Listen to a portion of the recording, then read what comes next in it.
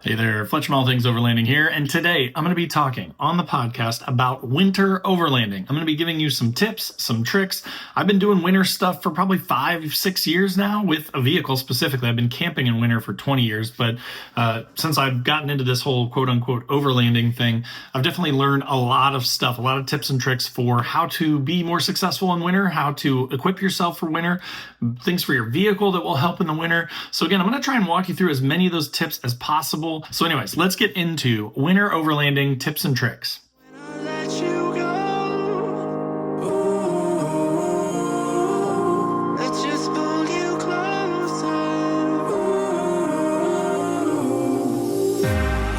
Understand where it came from, but you got it, my got it. It began in the land of the sandstorm. I fought it, though I wanted everything to do with what you give to me.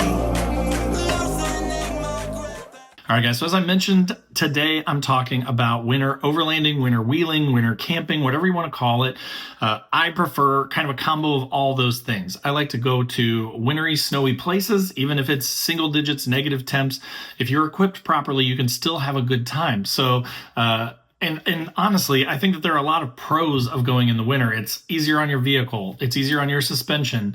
It's a lot more fun. It changes up the trails completely. You could have a trail that's just like normally a gravel road with maybe some hills and stuff, and it becomes a whole different challenge when there's, a foot of snow on it. So anyways, we're going to kind of break this up into a few sections. I'm going to start by talking about like cold weather gear and stuff. Now, I've done some episodes on this before, so I'm going to keep this part pretty brief and just kind of hit on the big things that have, again, really sort of changed and opened up winter camping for me, just to get your creative juices going so that if you're like, oh, there's no way I would ever go, I'm telling you, I'm sleeping in boxers and a t-shirt at night with my diesel heater. So I'm going to go through some of that stuff with you, some of the pieces of gear, some of the clothing and stuff that I've gotten, in the last year or two that have made it way better for camping for me in the winter. Before I was just toughing it out. So we're going to go through that. Then I'm going to share some of the tips for like how to drive in it, right? How to be safe in it, some things that you can do to increase grip and traction off-road in the snow. Things that I just, before I did it a bunch, I didn't really know. And again, these are going to be basic tips. I'm not going to go super deep. You don't have to be a professional to do this, but if you've been out in the snow before and gotten stuck, I'm going to try and help you with some of that and help you avoid getting stuck or be ready to recover if it does happen. So that'll be the second part. And then third, we're going to talk a little bit about destinations and kind of what to look for, right? Now, I'm in the Midwest, so it'll be a little bit centric to the Midwest. But again, I'm going to try and give you some general tips for like kind of where to go and what to look for and things like that. So no matter where you are, hopefully that part will be helpful too. So, but let's start with gear, right? Gear recommendations. So I've already mentioned the diesel heater. That is a huge one. If you haven't used one before, or you're kind of like, diesel heaters, I've heard bad things or whatever, let me explain it to you a little bit. Or if you've been a propane heater person before and you've been like, I have all this condensation in my tent, or I feel, sketched out having it in here with me and basically having an open flame in there that could potentially light the tent on fire. Do not equate diesel with propane. They are two completely different things. I've had a buddy heater. It's fine. Like if you have like an awning room or something and you just want to kind of heat that up while you sit in there or something, you could do that. Some people will heat up an awning room and let the heat come up into the tent, so at least the thing's not as likely to get knocked over, but you still have some carbon monoxide issues that you have to think about. You still kind of have some condensation issues. It's not super efficient. Propane doesn't work super well if it's really, really cold. And argue with me in the comments here, guys. I can't tell you how many of you are like, what are you talking about? Propane works fine. If you've ever run like a propane heater in your garage while you're working on a vehicle in the winter or something, you see that tank just starts to ice up. It starts to ice up, the propane constricts, I believe, and it just stops working as well. And sometimes it'll even shut off. You'll have failures. You won't be able to cook. I've had where my little 1-pound propane tanks totally ice up on the outside and then they completely stop and I can't even cook my dinner with it. So, there are problems with propane in the winter as well that you don't have as much with diesel. And I'm going to give you a tip for diesel too. If you were talking like negative temps like I go in, there can be actually gelling of the diesel too, but there's some stuff that you can buy. I'll put a link in the description down below, like an additive that you can put into it that prevents it from freezing up. But like the diesel itself is way cleaner. The diesel heater is outside of your tent, and then you run a tube up into your tent. So say you're on the rooftop tent, or if you're on a ground tent or wherever you are, you can be in a hammock if you want, and run a tube into there and have hot, warm, dry air blasting into there. So again, if you get wet during the day, it will dry you out. So diesel heaters have a number of benefits, right? One, you can camp in pretty much any temps. Like I've been in probably negative 10 to 15 degrees with a diesel heater, and been in my boxer shorts and a t-shirt with my side flaps on my rooftop tent zipped down like 2 to 4 inches to vent, because I'm still sweating in there. That's how hot the diesel heater can get. And I'm talking on low too. I mainly run my diesel heater at like low to medium. So like my new LF Bros heater will go like 1.4 kilowatts to 5 kilowatts. I mean, the most I've ever run it was 2.5 kilowatts, and I was burning up. I almost had all the windows open. At 1.4 kilowatts, it was perfect, and I was still in boxer shorts and a t-shirt. So, the diesel heater will do that. It will allow you to camp in way colder temps. It's relatively efficient. So usually they have about a 1 to 1.2 gallon tank, and you can get through a whole night, sometimes 2 nights on those things, again, depending on what level you run it at. If you run it on a higher level, it's going to run through more fuel. If you run it at a lower level, it's going to run through less fuel. So, run it as low as you can comfortably and still be warm, but then it will stretch your fuel. And then sort of the last thing that I'll talk about with diesel heaters. So, you can camp in colder temps. It is relatively fuel efficient. And then the last thing that I'll talk about is the fact that it's warm, dry air that's not putting more condensation in the air. And what that means, though, is when you're winter wheeling, when you're out and you're hitting trails all day, if you get stuck and you have to get out into, ankle deep or knee deep snow, your clothes are going to get wet. Your boots are going to get wet. Your shoes are going to get wet. Socks are going to get wet. Everything's going to get wet. And that leads to a miserable experience. But with the diesel here, because of that hot, dry air, you can actually like hang your clothes up in your tent. My tent has some like hooks above that you can hang like paracord across, and you can actually hang your clothes up, and that dry air will circulate in there and it will dry out your clothes. So not only is it a benefit for sleeping, for being comfortable, for being able to navigate these colder temps, it's also a dry, warm air that you can use to dry out your clothes to make your next day less miserable. So diesel heater, huge win. Speaking of clothes though, again, I have historically been very, very cheap, and my winter setup for years and years has been a pair of like $10 Walmart sweatpants underneath of my Columbia fleece lined pants that are actually like $80, $60, $80. They're like a nice pair of Columbia pants that are kind of relatively waterproof, have a fleece lining, so they're pretty warm. And then I put some cheapo, sweatpants on underneath to double up my layers. And then I would wear normal, like ankle height socks, wool socks, huge upgrade.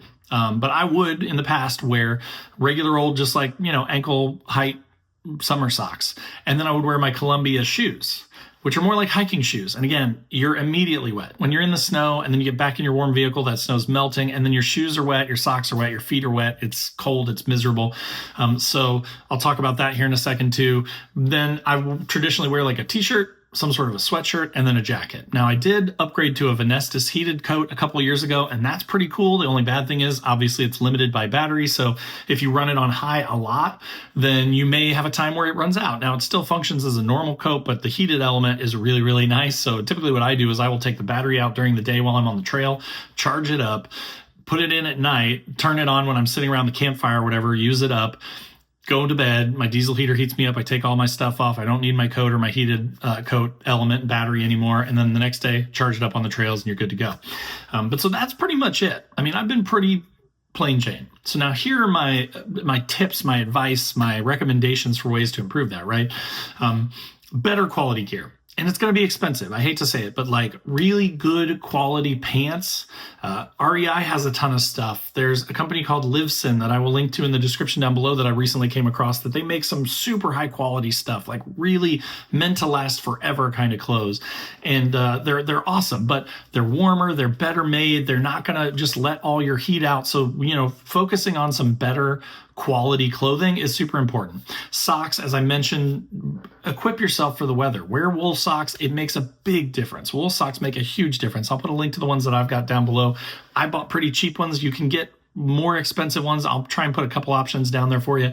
Generally, the more expensive the socks are, the better they are. There are definitely differences in quality of wool socks, but again, just stepping up from like normal socks to wool socks period is a big upgrade. Now, another thing that I will say is I've started, and I made a video about this, so I'll put a card to up here if you're on YouTube. But I got a couple pairs of boots. And again, historically, I've worn the same thing that I wear in the summer, I wear in the winter, and I just turn on my foot heat in my truck, and that's how I heat myself up. But I got these cap boots, and they are ginormous. They're really huge, but they have great traction in the snow, and they're completely waterproof, got a steel toe. So they're kind of like my dedicated winter boots. Because listen, if you have a foot, 2 feet of snow, it's not like you're running a marathon anyways, right? These boots will not allow you to run a marathon. They're very heavy and big and clunky. But again, they grip great in the snow. They're waterproof. I can wear them all day. I could put them in the corner of my tent and let them dry out with the diesel heater overnight.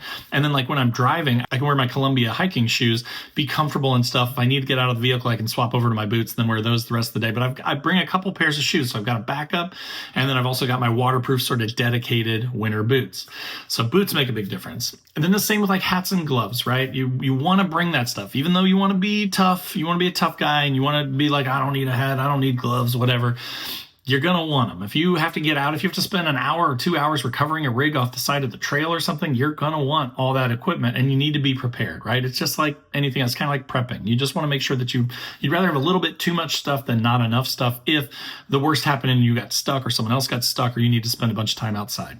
So again, get good clothes, think through everything that you're going to need: gloves, hat, coat, sweatshirt, under layers, additional clothes in case you get wet so that you can change into dry clothes, good quality pants, wool socks, waterproof boots. Okay. So that's kind of the trends in cold weather gear, the things that I've learned about cold weather gear. That'll put a bow on that section. All right. So next, tips to drive in the snow and enjoy yourself, right?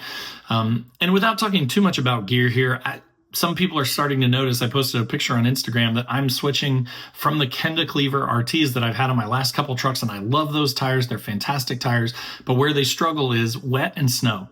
And what I mean by struggle is they don't do terribly, but they are great in mud. They're great off-road. They're relatively quiet on-road. They're just a good all-around hybrid tire, right? But man, I'm in Indiana, so we get as much rain as we do snow here in the winter.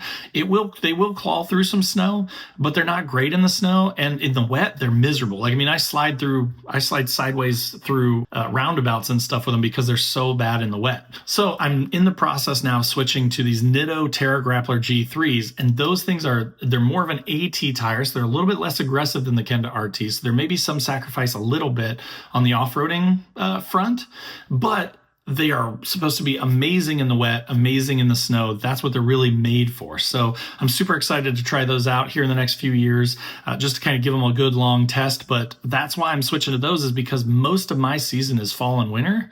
Most of my driving is on-road to get to the off-road places, and then it's wet or it's snowy, right?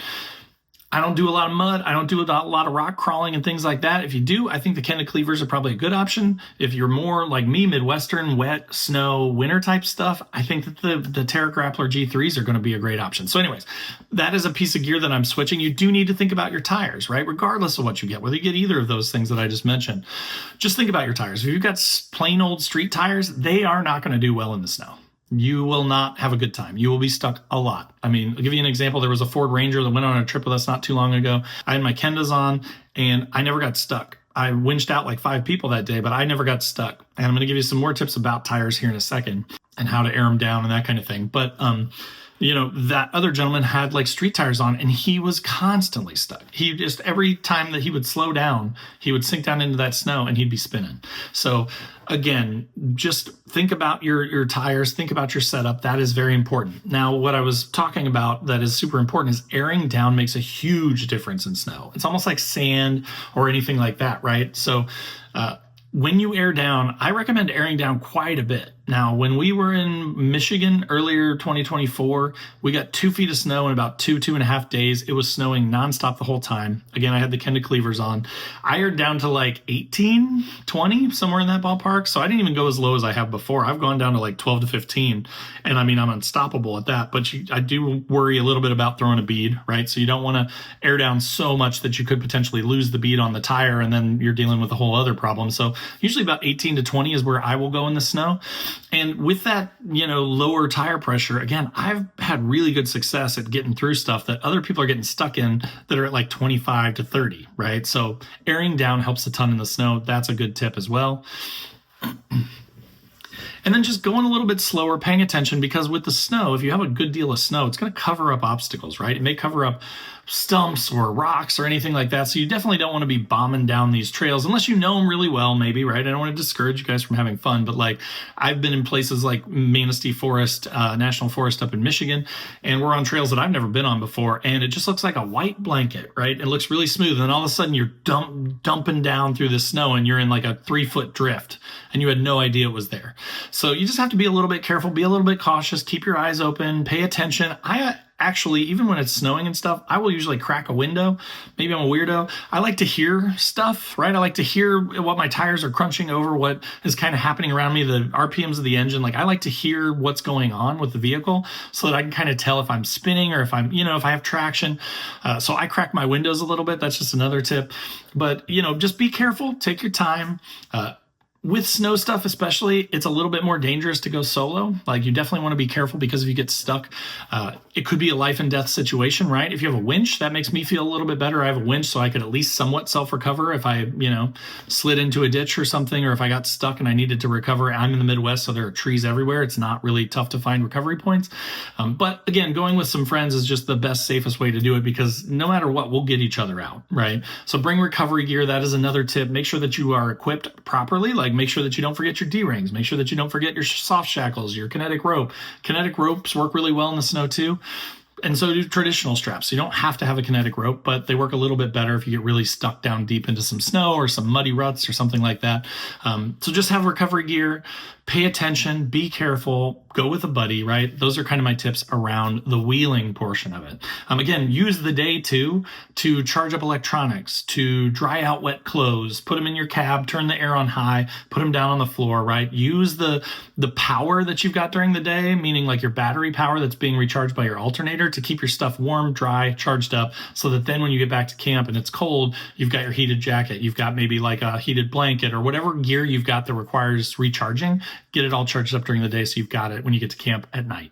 Okay, and then last, let's talk a little bit about destinations. And again, this is going to obviously be very dependent on where you live, but I'm going to give you kind of my Midwestern take on this. When I'm in Indiana, we don't get a ton of snow here. We get a lot of rain. We get like maybe a couple inches a few times per winter, but I go north. I go up to Wisconsin. I go up to Michigan, Manistee National Forest, the Nicollet Chimamequan that I can't say National Forest in Wisconsin is beautiful. There are some really cool places up there that are fun to hit in the winter. So definitely recommend those areas if you're, nearby here. I've never really been over to the Virginias, West Virginia or regular Virginia. I've been over there when it's warmer and it's gorgeous. I think it would be a ton of fun to get over there in the winter, assuming that they get snow, but I'm not 100% sure on that. Kentucky sometimes will also get some snow, even though they're a little bit further south of us. It seems like they get it and we just get dodged somehow in Indiana. But that is a lot of fun in the snow too. I've been down there in the winter and the creeks are frozen over and it's a whole different ballpark, but it's a ton of fun. So definitely just kind of look around. If you're out west, right there, you guys have the advantage of elevation. So I'm sure that you guys probably in like August can go up the mountain and find snow.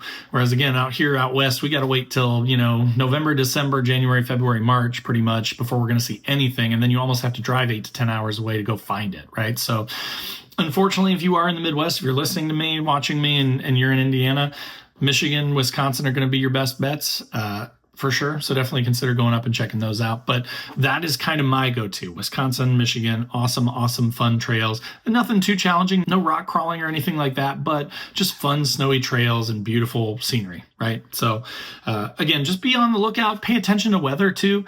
There are other things to consider. Sometimes it's not just about fun. Sometimes it's about safety. I will say that trip that we took earlier this year in Manistee, it snowed tons and tons. It was amazing. It was beautiful. We had a great time. When we left Sunday morning, though, we were on this road, and I kid you not, and I'm a pretty confident driver, but we were going about 25, 30 miles an hour on the highway with like a 70 mile an hour zone. And it was snowing so hard and the visibility was so bad that I was using the rumble strips to stay on the road. Like I couldn't see 10 feet in front of my vehicle with all the lights on and everything. And you just hear the rumble strips and be like, oh, there's the edge of the road.